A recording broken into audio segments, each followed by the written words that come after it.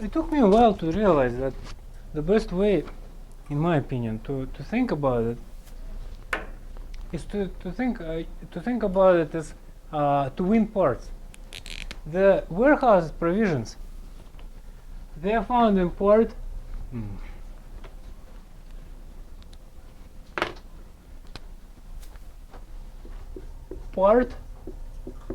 19 and part 146. 144, sorry. 146 is FTZs. 144. Those are twin parts which deal with the warehouses. Except each one has different scope and each one has different purpose. But all pertain to the warehouse. So part 19 talks about the substance of a warehouse. This is what type of warehouse it can be. So it talks about the types of warehouses. It talks about procedures. Once just like in FTZ, it talks about the procedures. Once the merchandise is in there, what must I do? What kind of record keeping requirements? So it talks about record keeping.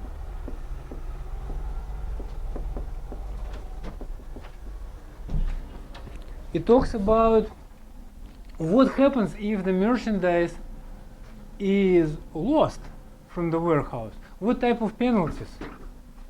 What happens? Who carries the liability, right? So it talks about responsibilities.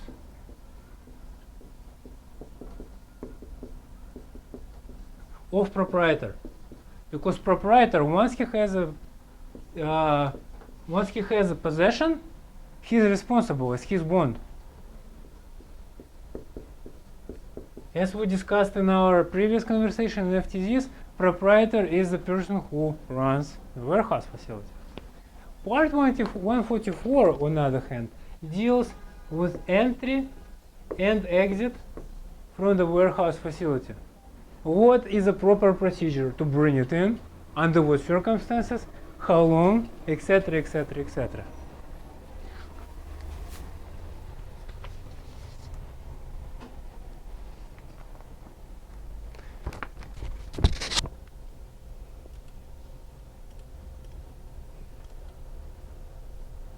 So I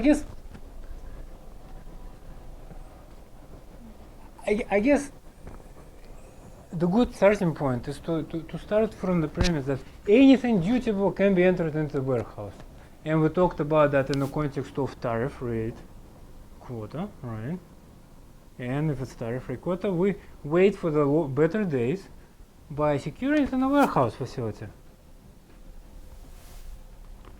However, there are exceptions. Remember the morals exception, right? Well, here, morals are still in place. They are still prohibited, right? Actually, they are prohibited across the board. Customs may exclude it for any reason. In FTZ, it was just explicit statement because what happens?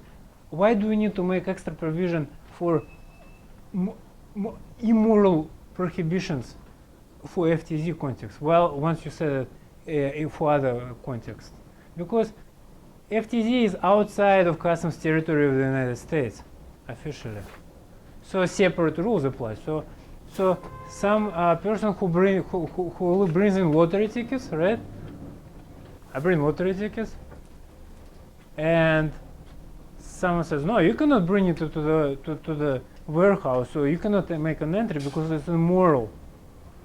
Well, fine, but I'm not bringing it into the United States. I'm bringing it to FTZ. That's outside. Yeah, oh. So to close that loophole, and to drive the point home, they said in the FTZ provision, even though it's outside of customs territory in the United States, it's still prohibited, right? So to move away from that, we also have a special provision for merchandise which is, although eligible for warehousing, it is subject to exceptions. And if it's perishable, it may not be entered into the warehouse. If it's explosive substances. So, but what do I mean? why do we have merchandise, why do we use warehouses? It's to await better days. If it's perishable, it's gonna think strawberries, right? It's gonna go bad in 2 days or 3 days, right? If you like one day if it's organic. So it makes no sense to store it and wait for the better days into the but you use special entry for immediate delivery. So here is a good example hypothetical where you have all those options available, right? But if you have shipment of strawberries, which are subject to higher tariff rate quota, and you need wait for the better times, warehouse option is not available to you because it's a perishable merchandise.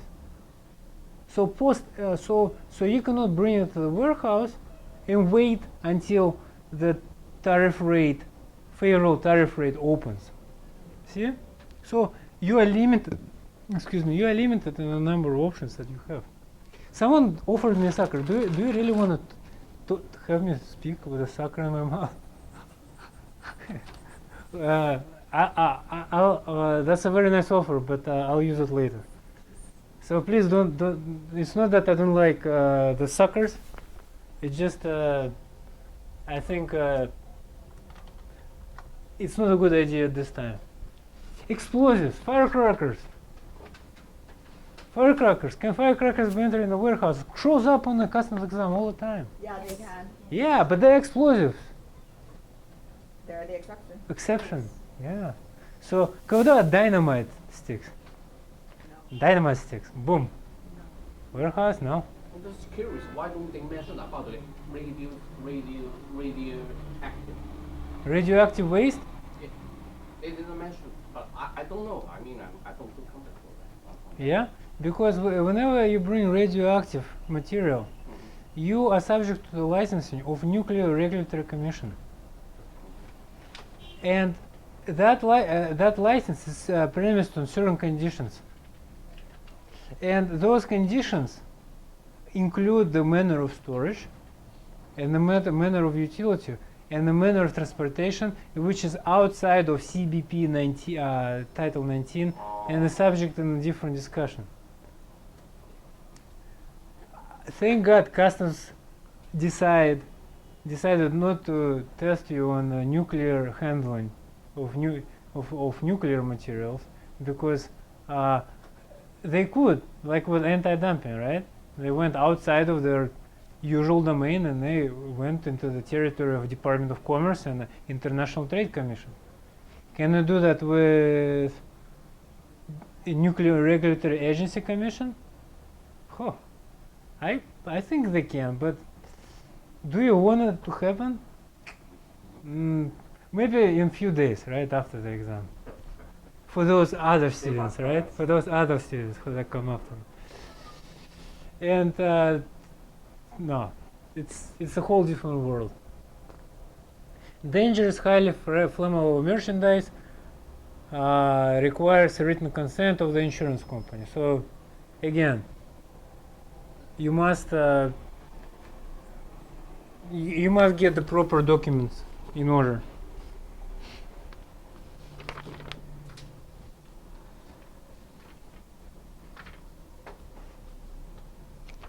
Here's an important one, 144.5. Merchandise must not remain in a bonded warehouse beyond how long? 5 years. Remember this situational requirement where you have all things being equal, you're thinking FTZ or bonded warehouse. Well, here is a 5-year rule. You cannot keep it for more than 5 years. Test it all the time. 5 years, 5 years, 5 years. And it's easy to remember because it coincides with 5-year record keeping rule under part 163, right? So rule of 5.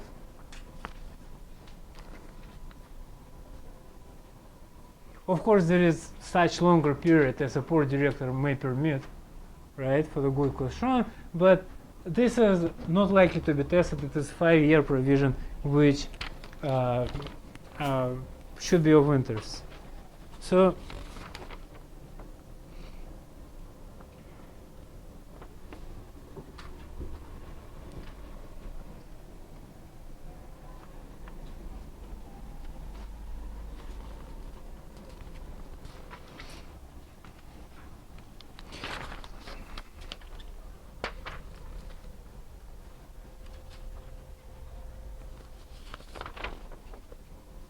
I'm not sure if I want to talk about distilled spirit provision.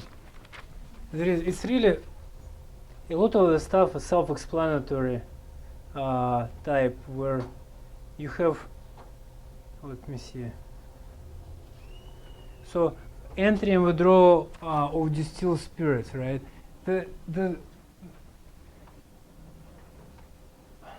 So by now you have realized that spirits, alcohol, is highly regulated. It has its own life, in a way. It's subject to IRS taxes, right? It is subject to. It is especially addressed in CATEA. Remember when we discussed Scotch whiskey, right? You have to have this proof liter calculation. Remember? In a footnote. Remember that because it's been asked. Scotch whiskey. And now it comes back to us about this entry and withdrawal in a bonded warehouse setting. So the point is it says it can be treated as any other merchandise, but can be subject to the special duty rate under this harmonized tariff schedule. And I don't really want to dwell into that at this moment because it's kind of, I would have to go into this 9801 and talk about that. I don't want to do this because it's most likely it's not going to be tested, but if it will be tested, you will be tested about knowledge of this requirement, knowledge of this, that this 5066 refers to the distilled spirit provision. So keep in mind, whenever you see USC, United States Code 26, we're talking about HTS US 19, or I mean Title 19. So this is Title 26, which is IRS. So each title has its own provision. So you have immigration, Title 9.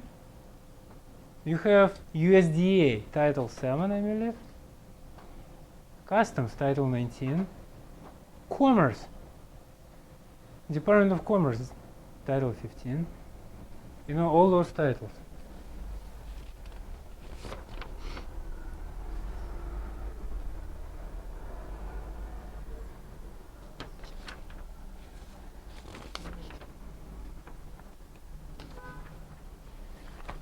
Here is another one that's been tested in the past.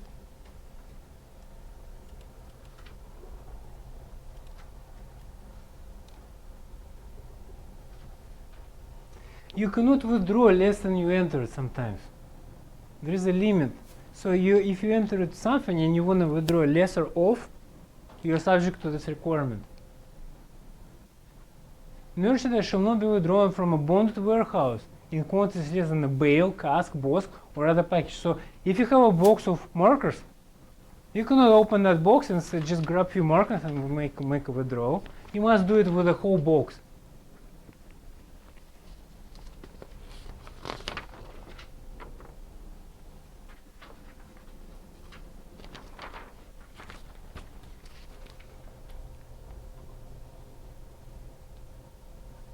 Whenever you transfer it,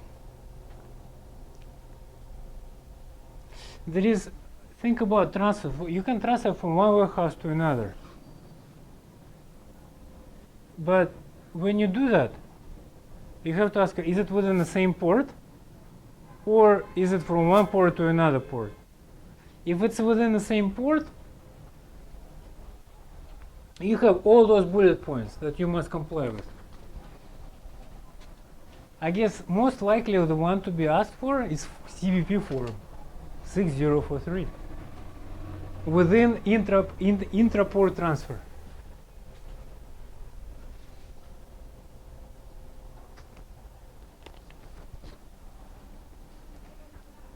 If it's another port, you have to do the re-warehouse entry.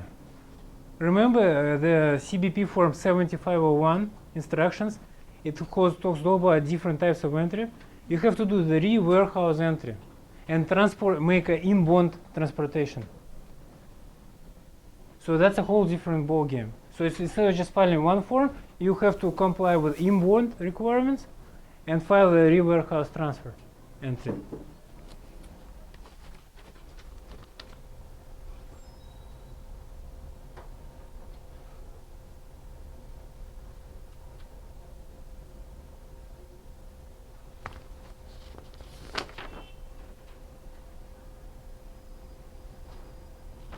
I think this is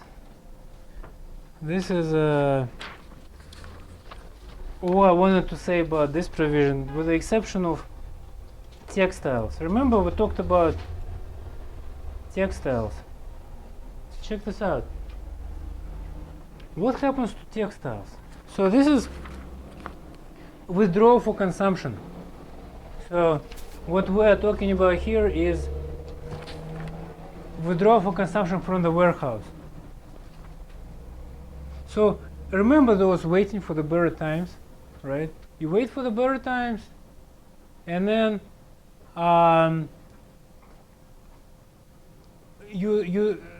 when duties and other charges have so permit for release merchandise, withdraw for consumption, and all other permit shall be issued to delivered person. So basically, you have to file a permit.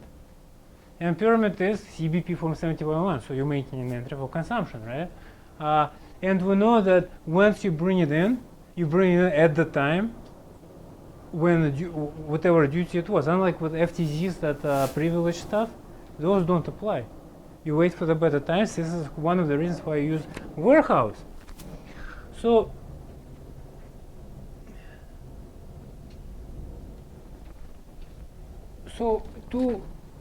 for textiles, there is, as we shall see, and this is part 19, you have different type of warehouses, and sometimes you can change the you have a manipulation. You can enter it in a warehouse to manipulate it, and if you do that, it can change the status. And here is a problematic provision that can come in place. Textiles and textile products subject to quota in their condition at the time of an importation may not be withdrawn from a warehouse for consumption if there was a change during the warehousing. What's that mean? They have to take it out of the country. And so you manipulate it, you change the country of origin, this is not, in other words, what are they saying? This is not a proper vehicle for you to avoid, go around the textiles quota visa exception. Go use FTZ. And on that note, we go jumping into the part 19, which goes on to establish. Now we are dealing with 19. Remember the types. So now we're looking at the types of warehouses that are available, because bonded warehouses themselves, you can do many different things, and regulations say there are 11 types. One is reserved, so I say 10 types, and look at what they are. So class 1. So what you need to know in this section, right? What you need to know in part 19. One of the most important things is the type of the warehouse that is out there, right? Because customs may give you the fact pattern, and they say this type of procedure belongs to the warehouse type 1, 2, 3, 4, 5, 9. So this is the key. This is the key. If you know anything about the part 19, please be aware of the warehouse types and be aware of what they're used for. So tomorrow when you go home, When you go home today, don't do this. Today, if you have time in the will, try to finish. Is anyone done with the practice questions? That big one I sent out? You done? No? Almost. Well, finish them up because I don't believe many people like just went through this. Try to finish up tomorrow. Please don't do that because it's just gonna keep out your brain. Just do the review. Take all the notes out and just do the review. Okay? Don't do because you've done a lot at this point. Tomorrow, do the review. On Tuesday, please do the marking. Prepare all your material, right? And have a beer. If you don't drink, just watch a movie or something. Just relax. And on Wednesday, come in with a clear head. All right. So I mean, this is very important because from the mindset. All right. Empty.